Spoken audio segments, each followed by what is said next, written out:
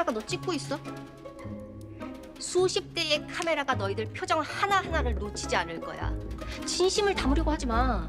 꿈 많은 아이돌 연습생의 극단적인 선택으로 시작되는 오프닝부터 생각보다 더 소름 돋았던 나라 언니가 연기한 강주리라는 캐릭터의 가스라이팅까지 아이돌 연습생 에피소드의 분석과 예측을 다룬 이번 영상도 저 리뷰하는 카피바라와 끝까지 함께 해주세요. 5283분에 시작합니다. 도기의 일반 택시가 택시 승강장에서 태운 한 승객, 차 안에서 흘러나오는 소녀시대의 노래를 들으며 그녀는 자신의 꿈이 아이돌이었다고 이야기하는데요. 담담한 표정과는 다르게 어딘지 슬퍼 보이는 목소리. 어떨 때는 위로도 해주는 그런 멋진 아이돌 가수. 김도기 기사는 그런 승객이 못내 마음에 걸렸는지 내리고 나서도 계속해서 신경 쓰는데요. 차를 돌려 돌아오는 길에 그녀가 보이지 않자 김도기 기사는 망설임 없이 차에서 내려 강물로 뛰어들고 도기의 빠른 판단 덕분에 그녀는 다행히 목숨을 구할 수 있었습니다. 하지만 병원에서 깨어나자마자 치료도 제대로 받지 못하고 매니저로 보이는 사람에게 거의 끌려나가다시피 하는데요. 그런 그녀를 김도기 기사가 한 번 더 구해주고 이번에는 모범 택시에 태웁니다. 자신을 아이돌 연습생 로미라고 밝힌 이번 의뢰인은 본인이 소속사에서 겪었던 일들을 하나둘 털어놓기 시작하는데 듣고 있는 저마저 참담해지는 기분이었습니다.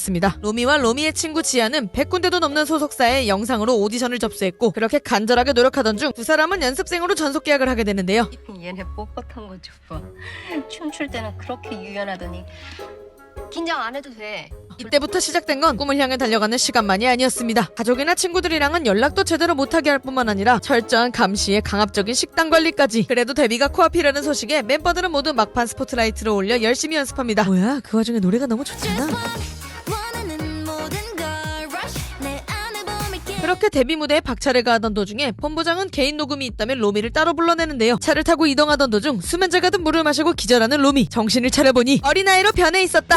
죄송합니다. 이상한 곳에서 깨어난 로미는 마치 자신이 만취해 있던 것처럼 세팅되어 있는 그 공간에서 도망치듯 빠져나오고, 그런 로미의 이야기를 들은 강주리 대표는 도대체 자기 관리를 어떻게 하는 거냐며 오히려 호통을 치는데요. 얼마 후 강 대표는 로미를 다시 한번 따로 불러서 그날 찍힌 사진으로 지금 우리가 모두 협박당하고 있다고 이야기합니다. 와, 저 이때까지만 해도 진짜로 강 대표가 아무것도 모르는 사람인 줄 알았잖아요. 연습생들 멘탈 케어해주는 것도 그렇고 저렇게까지 열과성을 다해 하고 있는 게 고작 가스라이팅일 거라고는 저 역시도 생각하지 못했는데요. 부디 이 모든 악행이 본부장의 소행이기만을 바랐지만 우리 나라 언니는 아무 잘못도 없어요. 하지만 뒤로 갈수록 너무너무 가스라이팅이라는 게 티나더라고요. 강주리가 어느 포지션인지 헷갈렸던 건 무지개운수 식구들도 마찬가지였는지 결국은 내부인을 투입하기로 하는데요. 우리의 고은이 지난 시즌에서는 그렇게 역할 주는 걸 부끄러워하더니 이번 시즌에서는 너무 적극적인데?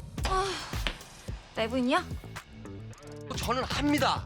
하지만 결국 도기가 매니저로 들어가기로 하고 사장이 시키면 뭐든 다 할 것 같은 컨셉으로 강주리의 눈에 든 김도기 기사는 그렇게 바로 위장 취업에 성공해버립니다. 김도기 기사는 본부장과 강주리의 사이를 의심하는 한편 의뢰인에게 일어났던 사건이 본부장의 소행이었다는 걸 알아낸 무지개운수 식구들은 그를 미행해서 그곳이 어디였는지까지 알아내는 데 성공하는데요. 그렇게 도기는 그곳에 몰래 숨어들고 인기척을 느끼고 살피러 나온 강주리 대표에게 들킬 뻔하면서 이번 회차가 마무리됩니다. 여러분은 이번 에피소드 어떻게 보셨나요? 저는 예고편까지 모두 보고 난 다음에 다음 회차의 관전 포인트를 딱 3가지 정도로 잡아보았습니다. 먼저 이번 회차 마지막 장면에서 강주리와 함께 있었던 남자. 본부장이 로미를 그곳으로 데려가기 전 세팅을 다 마쳤다며 누군가랑 통화를 했었는데 아무래도 같은 인물인 것 같고요. 그와 동시에 강주리 대표와 본부장을 직접적으로 움직이게 만드는 실세인 것 같습니다. 두 번째 포인트는 바로 그 남자가 예고편에서 했던 데뷔 무대이자 은퇴 무대인데 좋아야지 라는 대사인데요. 무지개 식구들이 찾아낸 연습생 계약서에서 빚이 매달 4천만 원씩 쌓여가고 있다는 사실을 확인했었는데 일단 데뷔시키고 나서 이슈를 만들어 은퇴시키는 방식으로 빚만 남은 아이들에게서 돈을 뜯어내려는 계략이 아닐까 싶은 생각이 들었습니다. 그렇게 진심으로 가르쳤던 것도 소속사에게는 그 어떤 의심도 품지 않게 하면서 문제는 너희들에게 있다라는 가스라이팅을 하기 위한 큰 그림이었던 거죠. 그리고 바로 마지막 포인트는 구독과 좋아요 눌러주시면 공개하도록 하겠습니다. 제가 생각했던 세 번째 포인트는 바로 로미의 시선이 계속해서 닿았던 코르셋 의상이었는데요. 아무리 아이돌이라고는 하지만 38kg를 유지하면서까지 체중 관리를 과하게 하라고 하는 게 애초부터 조금 이상했는데 이 상황을 설계한 끼가 아주 그냥 상 넘은 변태